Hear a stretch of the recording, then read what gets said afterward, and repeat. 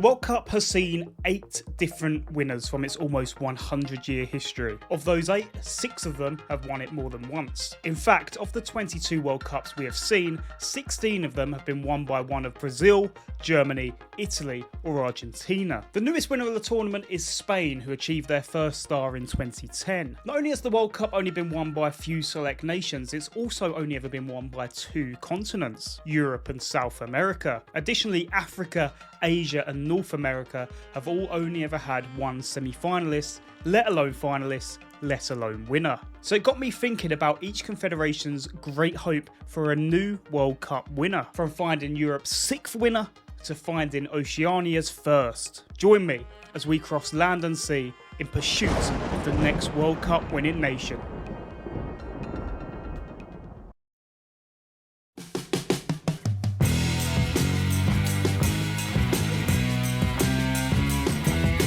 Where better to begin than the football-loving continent of Oceania? The Oceania Football Confederation consists of some of your favourite island-dwelling nations, including Vanuatu and the Cook Islands, and maybe even Tonga. Okay, so this continent might be dominated by just one nation, but before we get to them, let's look at some of the other interesting candidates. Tahiti, the first winners of the OFC Nations Cup that weren't called Australia or New Zealand in 2012. When this subsequently led them to qualify into the 2013 FIFA Confederations Cup, many were left scratching their heads as to who the hell this nation was. Well, if you're too ignorant to know that Tahiti is the largest island of the Windward group of the Society Islands in French Polynesia, then that's on you. Well, whilst at the competition, they made history by losing 10-0 to Spain and 8-0 to Uruguay, but they captured everyone's hearts, to be fair, and I wish them a speedy return to the international scene. On a more serious suggestion, Papua New Guinea underperforms its population. Their 11 million strong population sits 165th in the FIFA World Rankings behind Andorra and its nearly 80,000 population. It's not as simple as more people equals better at football, but there's definitely untapped potential in PNG. Truthfully, political problems in the country have been rife and have thus stifled the ability for football to grow in the nation. Some recent results though have been encouraging, and if they can continue this development, then by the time the World Cup is expanded in 2026, the future could look brighter.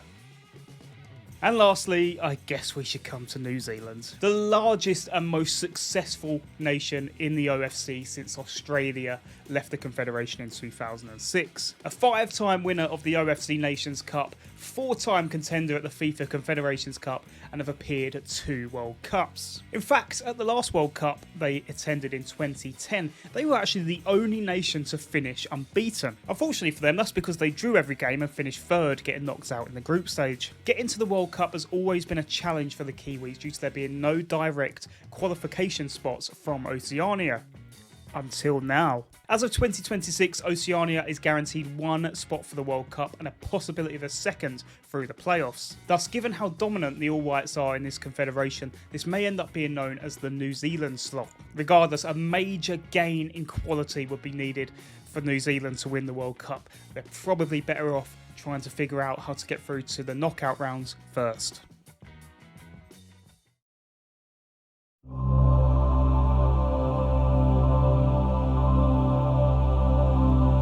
Next, let's take the short journey to Asia, the world's largest continent by both population and landmass. As a result, we have a large range of diverse nations to wade through to find Asia's first World Cup winner.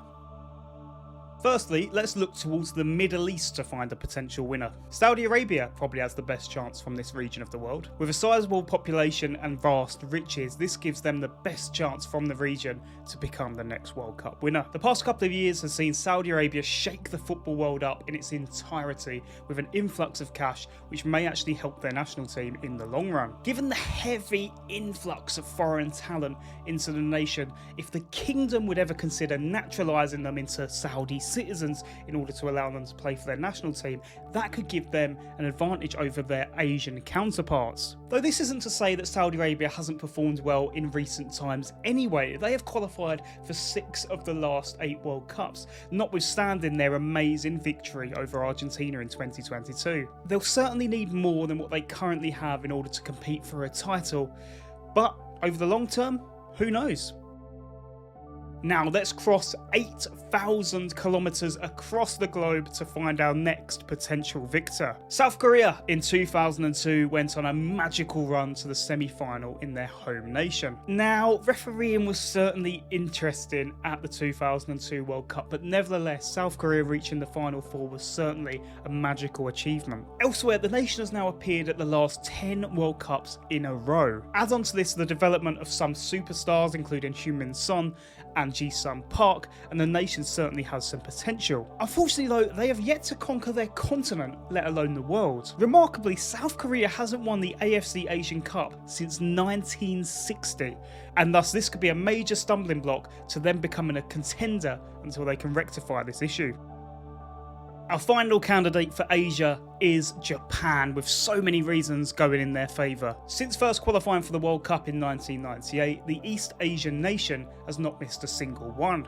4 out of the 7 attempts Japan has made it through the group stages, but has yet to progress past the last 16. The 2022 World Cup was particularly impressive too, defeating both Germany and Spain in the group, and was slightly unfortunate losing on penalties to Croatia. Results moving into 2023 were also impressive, with big wins over both Germany and Turkey. But it isn't just recency bias that makes Japan such a major contender, it goes far deeper than that. The J-League is now 30 years old, and with that is the anniversary since all top division clubs became professional. Japan's unique university system of developing young talent shows the priority the nation is putting on football. Of course there are academies too, but the education route remains the most popular due to being able to study a subject whilst also developing in football. Brighton star Mitoma is one of the most prominent examples of this, and shows what focus on development can do for a nation. Could they be the first Asian World Cup winner? All in all, picking between them has not been as difficult as some of the other continents to come. It's worth noting here that realistically speaking, Asia is probably still some way off finding a World Cup winner. Be that as it may though, the winner of Asia is Japan. The development of football in the nation within the last 30 years has been nothing short of extraordinary. And it continues to grow too, with the talent flying out of the country continuing to rise. The next step for them will be to go further than the last 16, but after then, who knows how far it can take them. As stated, winning still seems a little way off for now, but they are their continent's best hope.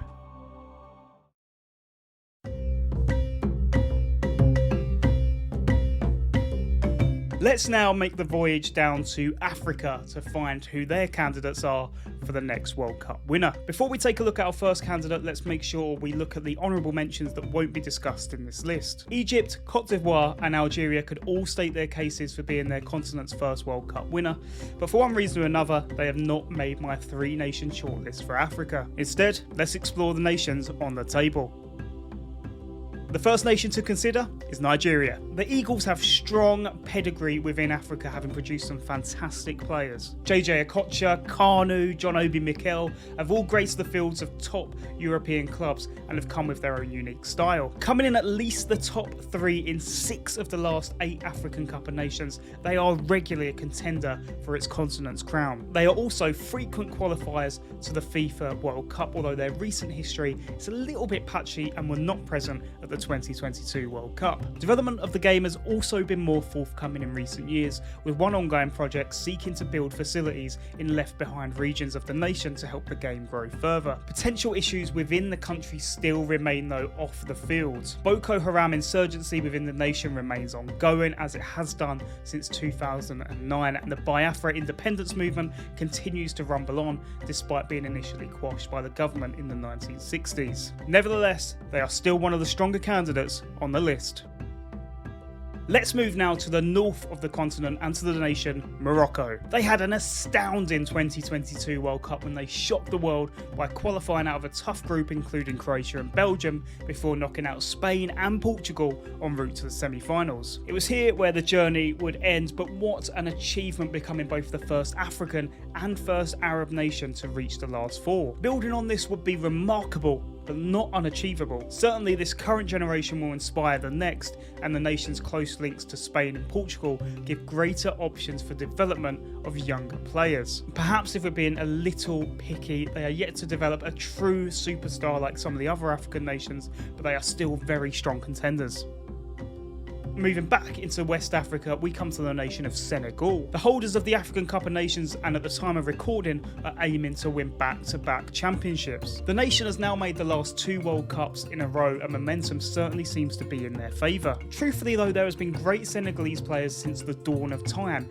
Unfortunately though, they don't always choose to play for their home nation. Batatimbi Gomis, all of the Mendy's, Leroy Sané, all of the Sars, Patrick Vieira, etc, etc. If they can convince more of these players to commit to their Senegalese heritage and play with their national team instead of playing abroad, then maybe they have the best hope of winning the World Cup. It's been the toughest choice so far, but I'm going to have to hand the win to Senegal. I think the nation is in the best possible position to cultivate a winning identity over the long term. Certainly there is a lot of buzz over some of the North African sides, but for me the longevity of talent from Senegal, as well as the consistent focus on improving, gives the French-speaking nation the win.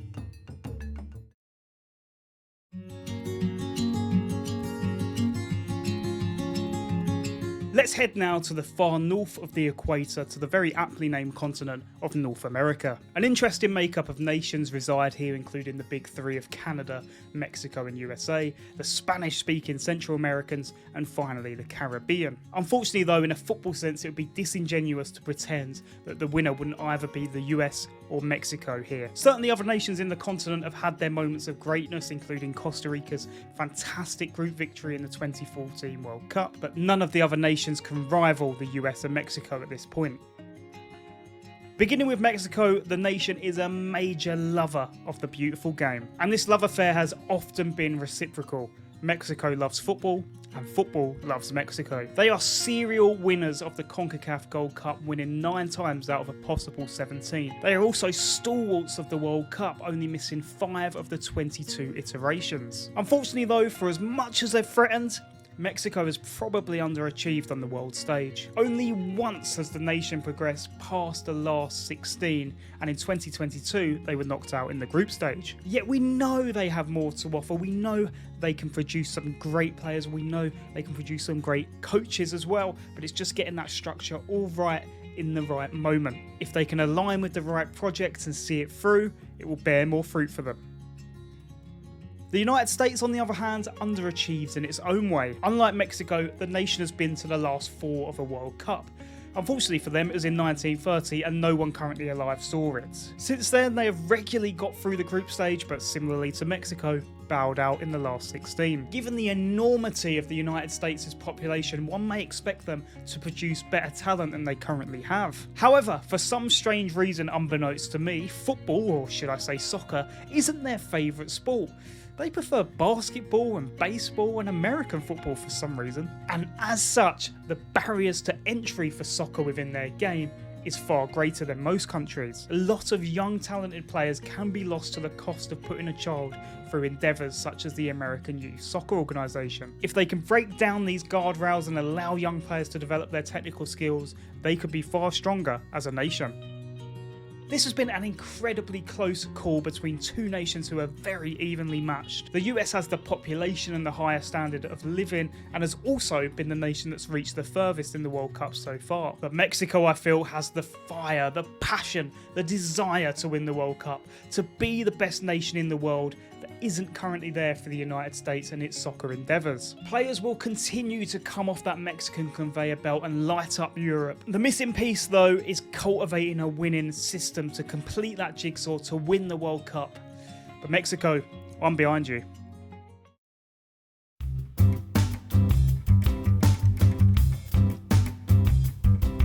So now we have finally come down to the last 2 continents, and crucially, the 2 continents that already have World Cup winners. We firstly begin with South America, the smallest continent by number of nations, thus giving us a smaller pool to choose from. With Argentina, Brazil and Uruguay out of the question, who are our candidates for the next World Cup winner?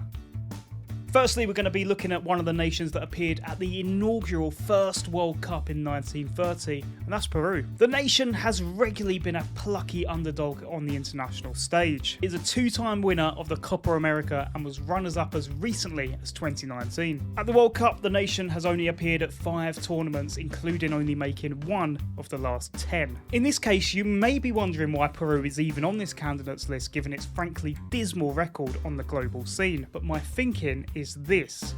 If Peru is ever bestowed the honour of hosting the World Cup, they could play their trump card. The Estadio Galarciaso de la Vega is the 8th highest stadium in the world above sea level at a whopping 11,000 feet, often giving opposition players altitude sickness, but due to Peru's familiarity, it bothers them less so. There's nothing wrong with playing the cards you're dealt. Next is the size 0 of South America, the very long and very skinny Chile. Incidentally, that's the country that Lionel Messi would see in his nightmares in the mid-2010s during their golden era, where they won back-to-back Copa Americas in 2015 and 2016 over Argentina. In truth though, that's the only 2 honours that Chile has in its entire history. A stellar bronze medal in their home World Cup in 1962 remains their best result at the World Cup, where their appearances have been patchy to say the least. Development-wise, they have been kick-started in recent years with help once again from the FIFA Forward programme that supported the creation of youth tournaments at under 18 and under 21 level to help talented players from poorer areas find opportunities at the biggest clubs in the nation. Chile has already proved it can hang with the very best in both 2015 and 2016. If it can produce that on a more consistent basis, then maybe they can be the next World Cup winner.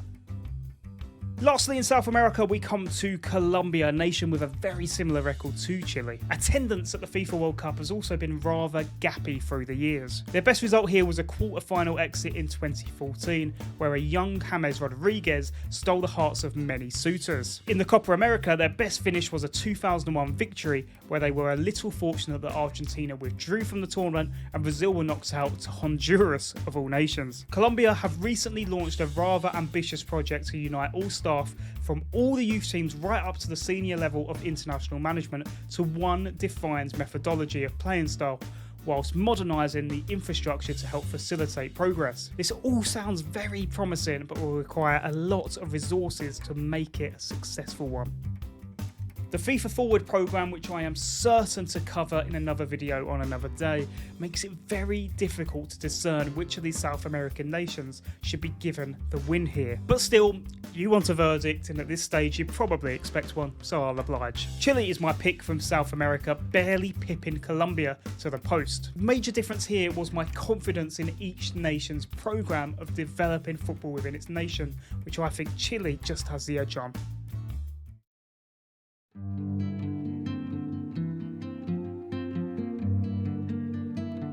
And finally, we head to our last continent, the one with the most amount of winners already. England, France, Germany, Italy and Spain all adorn stars on the chests of their jerseys, but who is next in line for Europe?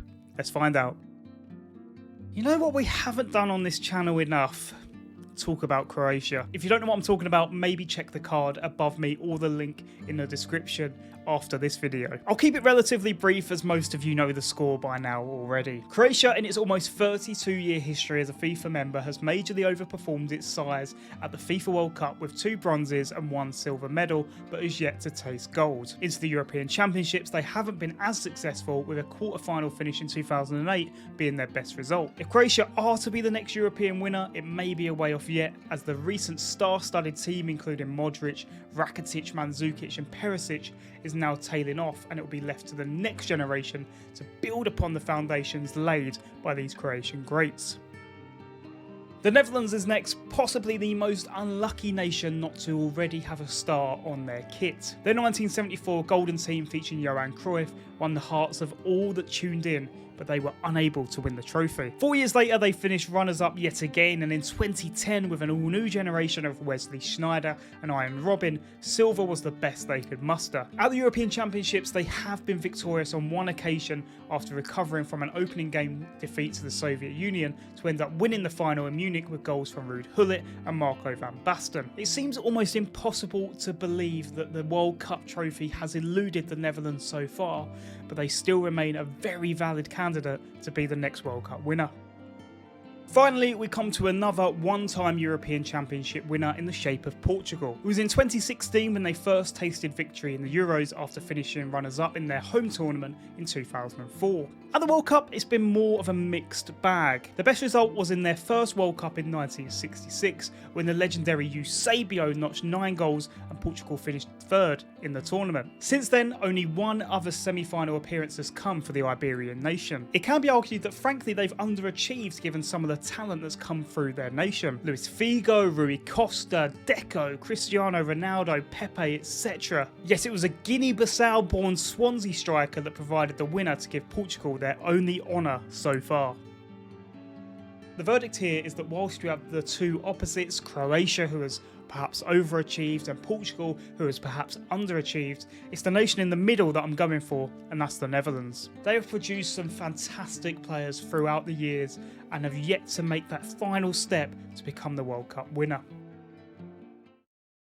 So here we sit then with our 6 winners from each confederation who I have chosen to be their representative as the next World Cup winner. So all that's left to do now is to separate them once again and find out who is the ultimate next World Cup winning candidate. In a perhaps callous and slightly cruel way of doing things, let's use the process of elimination.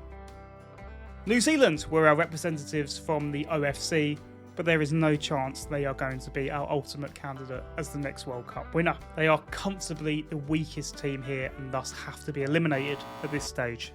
Next, let's head to South America, where our pick was Chile, who provided some great international moments over the years, especially in the last decade. However, at this stage, I still feel they have too much work left to do, and thus they are also eliminated. Senegal was our African choice after much deliberation. I love the work they have done under coach Aliou Cissé that has made them so much more competitive. To continue this, it's imperative that they prevent so many of the players with their heritage from playing from the likes of France. And until they can do that, they are also eliminated. 3 remain then: Japan, Mexico, and the Netherlands. Let's come to the Asian side first, who have made major strides in the last 30 years. They have produced some superb technical players that now play all across Europe. Unfortunately though, I still think they pale just a little bit in comparison to the likes of Mexico and the Netherlands, and thus they are eliminated. Leaving the final 2, Europe versus North America. Truthfully, this is a really tricky decision. Passion for football in both nations is electric. Mexico has produced some great players, but the Netherlands has produced better whilst being more competitive in the World Cup over the years. It's almost to the point of obscenity that the Netherlands is starless on their jerseys at this point. Surely this will change in the coming decades. But let me know what you think. Would you have also chosen the Netherlands, or perhaps someone else on my list of 6, or maybe someone else entirely? Let me know in the comments below. If you enjoyed this video, please let me know by hitting the like button and drop a subscribe if you haven't already. Thank you for watching. I'll see you in the next one.